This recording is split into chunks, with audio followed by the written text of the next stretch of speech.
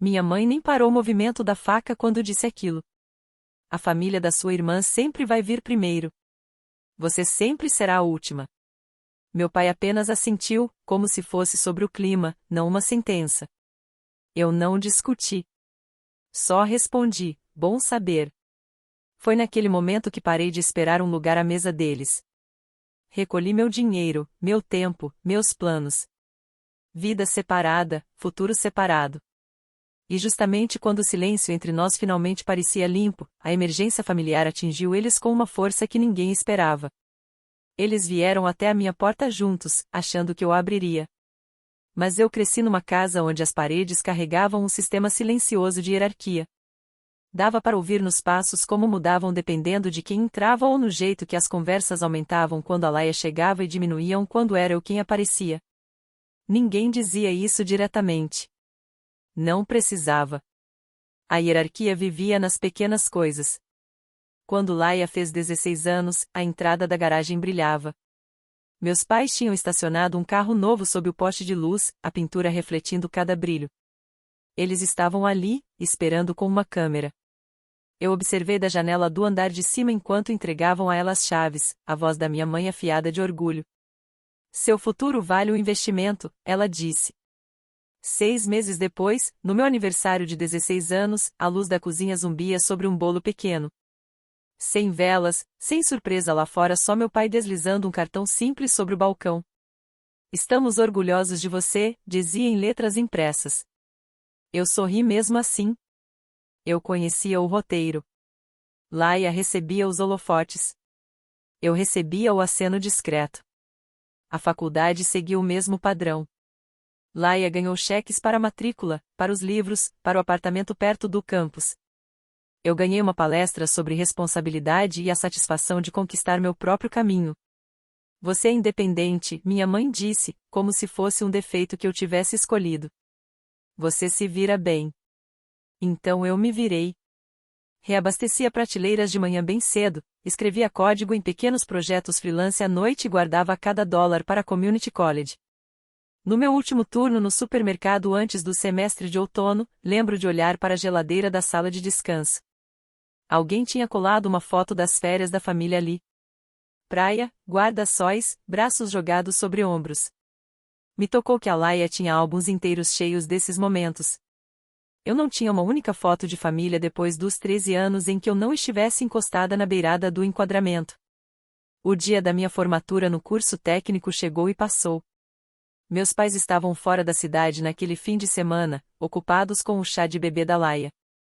Atravessei o palco sozinha, meu nome ecoando num salão cheio de desconhecidos.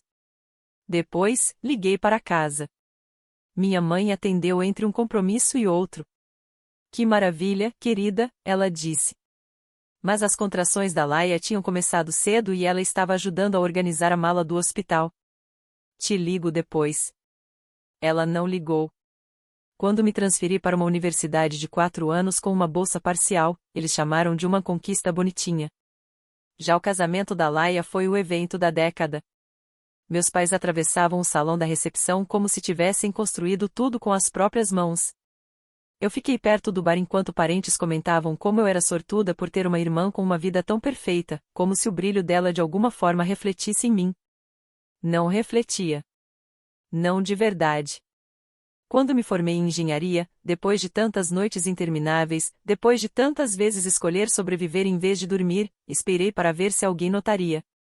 Minha mãe me parabenizou enquanto servia suco para o filho pequeno da Ila. Meu pai perguntou se eu já tinha alguma perspectiva de emprego, enquanto Noah falava alto sobre refinanciar a casa deles. Ninguém perguntou como eu consegui tudo aquilo sozinha. Ninguém perguntou o que eu queria a seguir. Nessa altura, eu já tinha aprendido a não esperar que alguém abrisse espaço para mim. Eu mesma carvei o meu pequeno no começo, alguns investimentos, orçamento rígido, um apartamento silencioso com luz fraca pela manhã. Meu nome não estava na parede de fotos da família, mas finalmente estava no meu próprio contrato de aluguel, nos meus próprios planos, no meu próprio futuro. Olhando para trás, vejo o padrão com clareza. Cada celebração, cada crise, cada estação Laia no centro e eu na órbita. Em algum ponto entre as chaves de carro que nunca recebi e o bolo que apaguei sozinha, aprendi qual era o meu lugar naquela família. A mensagem chegou tarde, numa quarta-feira. Uma mensagem curta da minha mãe, reunião de família domingo. Importante, sem contexto, sem perguntar se eu estava livre. Parecia um compromisso, não um convite. Quando entrei na sala naquele fim de semana, o ar estava denso, cheio de um pânico silencioso. Papéis espalhados pela mesa de centro. Pagamentos atrasados. Avisos, extratos impressos com trechos marcados em amarelo. Laia sentada rígida, mãos entrelaçadas. Noah evitava olhar para mim. Meus pais haviam puxado as duas poltronas para frente, como se estivessem se posicionando à frente de uma negociação. Minha mãe não perdeu tempo. Temos uma situação, disse. Sua irmã e Noah estão enfrentando algumas dificuldades financeiras. Dificuldades era pouco. A hipoteca estava meses atrasada. A mensalidade da escola da criança não tinha sido paga. Um problema legal que minha mãe passou por cima rapidamente tinha deixado Noah impossibilitado de trabalhar por enquanto. Cada número naqueles papéis apontava na mesma direção: colapso. Meu pai suspirou, batendo a mão na pilha de contas. Fizemos as contas. Sua mãe e eu podemos cobrir uma parte, mas não tudo. A Laia precisa de ajuda imediata. Eu esperei. Não falei nada. Não me mexi. Queria ver quanto tempo levaria. Não levou tempo nenhum. Minha mãe se inclinou para frente. Esperamos que você cubra o resto. Você é solteira. Você tem um emprego estável e não carrega as mesmas despesas. Faz sentido. Lá estava a velha verdade dita sem disfarce. Laia primeiro, eu por último. Sempre. Ninguém perguntou se eu podia pagar. Ninguém perguntou se eu já carregava meus próprios pesos. Ninguém perguntou nada. Eles simplesmente presumiram. Meu pai deslizou uma lista impressa pela mesa. Isto é o que precisamos que você cubra imediatamente. Atraso da hipoteca, mensalidade da escola, honorários jurídicos, estimativas mensais destacadas em amarelo. Esperado. Destinado. Meu. Corenza, a gente realmente precisa de você? Laia sussurrou. Como se precisar fosse uma moeda que eu lhes devia. A sala ficou borrada nas bordas, o relógio marcando o tempo, o zumbido leve da geladeira, o peso de anos pressionando o mesmo machucado. Eu não discuti. Eu não expliquei. Só olhei para os números, depois para eles, e deixei o silêncio se acomodar. Eles esperavam que eu pagasse. Eu só disse: vou precisar de 24 horas. A estrada de volta para casa estava estranhamente silenciosa. Sem música, sem podcasts, apenas o ronco baixo do meu carro velho e o eco da voz da minha mãe retornando com total clareza. Você é sempre a última. Foi dito casualmente, jogado sobre a mesa de jantar como um guardanapo. Mas sempre esteve vivo nas paredes da nossa casa, no padrão de cada escolha que eles fizeram. Agora, eles queriam que eu esquecesse tudo isso porque precisavam de algo. Estacionei, tranquei a porta atrás de mim e fiquei ali, no silêncio do meu apartamento. Limpo, simples, um lugar construído pelas minhas próprias mãos, com meu próprio dinheiro, minhas próprias escolhas. Por anos, carreguei as expectativas deles, acomodando tudo em silêncio porque resistir sempre pareceu inútil. Mas o silêncio agora era diferente, carregado, nítido. Abri meu laptop. Primeiro, contas, corrente, poupança, investimentos. Os números não me surpreenderam. Eu os conhecia de cor, como algumas pessoas sabem aniversários. Anos de gastos controlados, orçamentos rígidos, depósitos automáticos em fundos de longo prazo. Eu vivia como alguém que sempre esperou ser esquecida pelo mundo. E essa disciplina construiu uma base que ninguém na minha família sabia que existia. Meus dedos se moviam firmes. Separei tudo. Novas pastas, novos rótulos, pessoal, privado, seguro. Depois abri extratos meses, depois anos, depois o arquivo inteiro. Arrastei tudo para uma pasta nova na área de trabalho. Nomeei, independente. Parecia certo. Do outro lado da sala, Ava colocou uma sacola de comida sobre a mesa. Ela não falou. Não perguntou nada. Só me observou do jeito que sempre fez, quieta, sem pressupor nada. Quando finalmente atravessou a sala, colocou a mão no encosto da minha cadeira. Você não está escolhendo contra eles, ela disse. Você está escolhendo por você.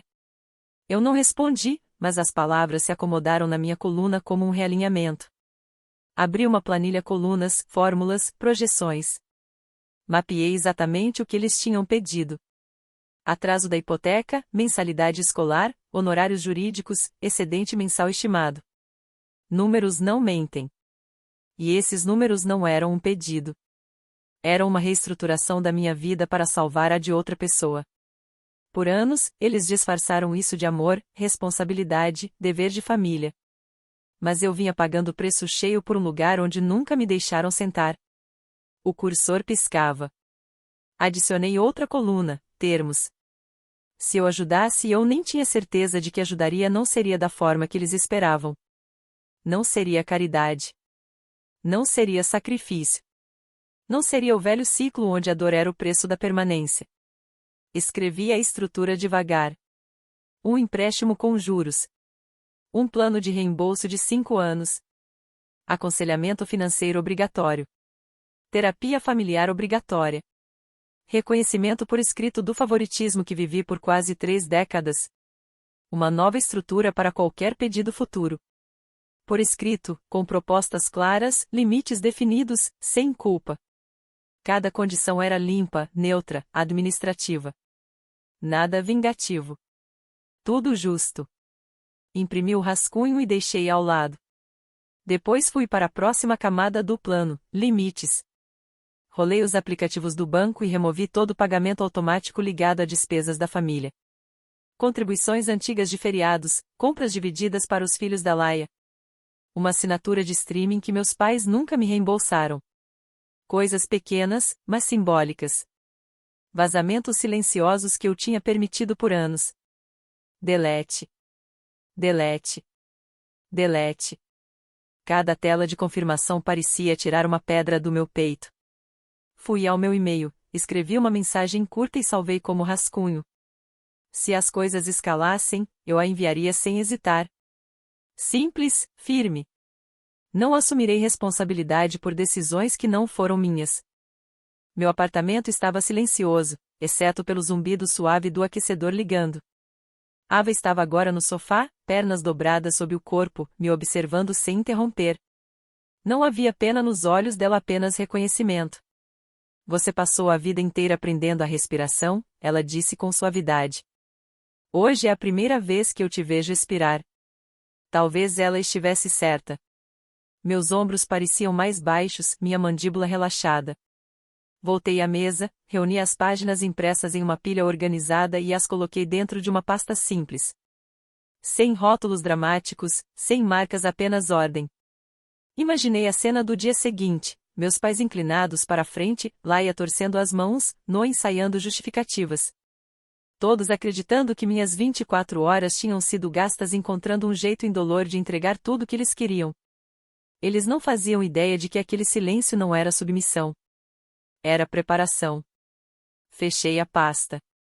Eu não estava com raiva. Não mais. Raiva exige esperança, a esperança de que alguém vá te ver, te escolher, te tratar diferente. Eu não esperava mais nada disso. Eu só queria verdade, estrutura e uma vida que finalmente fosse minha. A voz da Ava suavizou. E amanhã? O que acontece? Deslizei a pasta para dentro da minha bolsa. Eu digo a eles que eu não conserto mais o que eles quebram. Eles já estavam sentados quando cheguei. Mesma sala de estar, mesmas poltronas puxadas para frente. Mesma pilha de contas espalhadas pela mesa, como um altar erguido para a urgência. Mas dessa vez, algo era diferente. Eu não carregava a culpa. Eu carregava uma pasta. Ava caminhou ao meu lado, silenciosa, firme. Sentou perto da janela. Ela não estava ali para discutir. Estava ali para testemunhar. Minha mãe entrelaçou as mãos. Que bom que você veio. Podemos resolver tudo agora. Meu pai soltou o ar, aliviado. sabíamos que você ia nos ajudar. Corenza. Laia esboçou um sorriso trêmulo. A gente realmente aprecia isso. Eles estavam me agradecendo por uma decisão que eu ainda não tinha tomado. Sentei-me, coloquei a pasta sobre a mesa e abri a capa. Extratos bancários, resumos de investimentos, aplicações de aposentadoria, portfólios de data-alvo, acordos de estoque options, tudo organizado com precisão. A sala mudou. Minha mãe inclinou-se primeiro, os olhos estreitando. O quê? O que é tudo isso? Empurrei uma das páginas para ela. Contexto. Meu pai pegou outra, lendo os números. O som do papel era a única coisa que se ouvia. Ele congelou na metade. Não era apenas o saldo.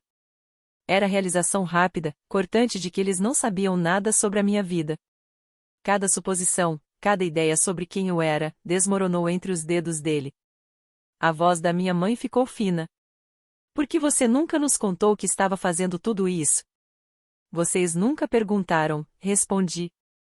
O silêncio caiu, limpo, absoluto. Tirei o próximo documento, os termos do empréstimo. Noah se inclinou, sobrancelha franzida. Isto é um contrato? Assenti. Se quiserem ajuda financeira, não será um sacrifício cego. Será estrutura. Minha mãe recuou. Estrutura? Para a família? Para adultos, corrigi. Meu pai percorreu a página com os olhos. 5 anos de pagamento, juros, parcelas mensais, aconselhamento financeiro. A voz dele falhou nas últimas palavras. É padrão, eu disse. Se eu for ajudar, é para ensinar vocês a não precisarem mais de mim. Laia me encarou, os olhos grandes, feridos. Você está fazendo a gente assinar alguma coisa. Somos sua família. Vocês me tornaram responsável pelas decisões de vocês, respondi com calma. Isso impede que aconteça de novo. Noah respirou fundo, rígido. Isso, parece justo. Eu o interrompi. Parece justo. Ele ficou em silêncio. Continuei, e tem mais. Virei-me para meus pais. Vocês vão fazer terapia não para culpar ninguém, mas para entender o sistema em que todos nós vivemos até agora. Minha mãe ficou rígida. Nós não somos disfuncionais. Você me disse que eu era sempre a última, lembrei calmamente. Aquilo era disfunção falando. Ela desviou o olhar, e eu acrescentei, haverá reconhecimento público. No próximo encontro de família, vocês vão falar sobre o favoritismo, o desequilíbrio, a história de expectativas colocadas só em mim. Meu pai balançou a cabeça. Isso é humilhante. É honesto, respondi. Humilhação só acontece quando a verdade é pesada demais para carregar. A sala pareceu se fechar ao nosso redor, todos encolhidos nas cadeiras. Por fim, empurrei o último documento para eles. Isto é o que vocês pediram de mim. Pagamento atrasado da hipoteca, mensalidade escolar, honorários legais. Esses são os números de vocês. Este é o custo das escolhas que fizeram. O termo estava ali, claro, neutro, sem emoção. Minha mãe sussurrou, você realmente não vai ajudar a menos que concordemos com isso? Encarei-a, eu disse o bom saber no dia de ação de graças. E eu quis dizer. Quando eu finalmente entendi meu lugar naquela família, parei de ocupar o espaço que tinham reservado para mim. Se ali eu era sempre a última, então eu precisava ser a primeira na minha própria vida. Ninguém disse nada. Peguei mais uma vez a pasta e coloquei uma caneta sobre o contrato. Ela rolou levemente antes de parar. Vocês têm 24 horas, eu disse. O mesmo tempo que me deram. Meu pai engoliu seco. E se dissermos não? Eu me levantei, pegando minha bolsa. Ava se levantou ao meu lado. Então respondi, vocês lidam com as próprias emergências, do mesmo jeito que eu aprendi a lidar com as minhas. Caminhei até a porta. Atrás de mim, a sala permaneceu congelada. 6 meses se passaram antes de eu entrar naquela casa novamente. Não por causa de uma crise, nem por uma exigência, mas para uma sessão de terapia familiar marcada a última. As mudanças não aconteceram da noite para o dia, mas aconteceram. Laia e Noah assinaram os termos. Cada parcela do empréstimo chegava no mesmo dia todo mês, transferida sem desculpas. A consultoria financeira mudou a maneira como eles se moviam pelo mundo. Seus gastos ficaram mais silenciosos. Suas decisões, mais cuidadosas. Eles já não falavam como se suas necessidades fossem gravidade, obrigando todos a orbitar. Meus pais mudaram também, embora devagar, como terra descongelando. Na terapia, a doutora Miriam os guiou até palavras que passaram anos evitando padrões, desequilíbrio, expectativas, verdades ditas sem desviar o olhar. Minha mãe chorou na primeira vez que disse: "Nós não te enxergamos." Meu pai chorou na primeira vez que acreditou nela. E eu já não estava mais com raiva. Já não esperava nada. Minha vida tinha se ampliado.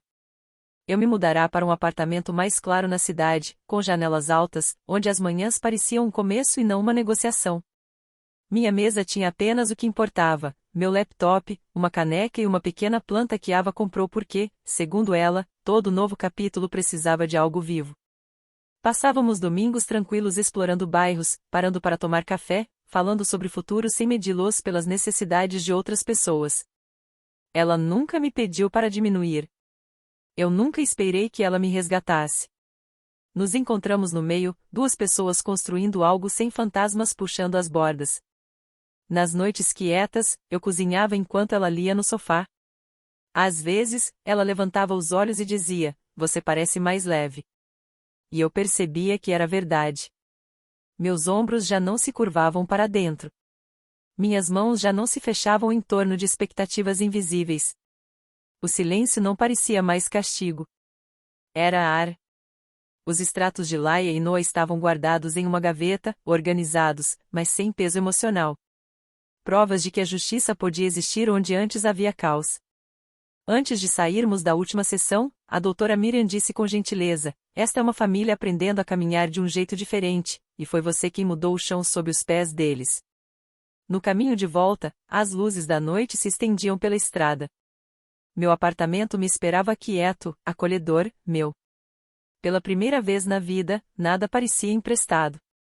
Coloquei minhas chaves sobre a mesa, o metal suave contra a madeira. Nada como o conjunto brilhante que minha irmã um dia segurou na garagem. Aquele ali era silencioso, conquistado, escolhido. A janela estava aberta o suficiente para o ar da noite atravessar o cômodo, constante e fresco. Ava estava na cozinha, cantarolando baixinho o tipo de som que não exigia nada de mim. Famílias nem sempre mudam porque querem. Às vezes mudam porque alguém para de carregar o peso por elas. Eu acredito quando disseram que eu era sempre a última. Foi aí que eu parei de ficar no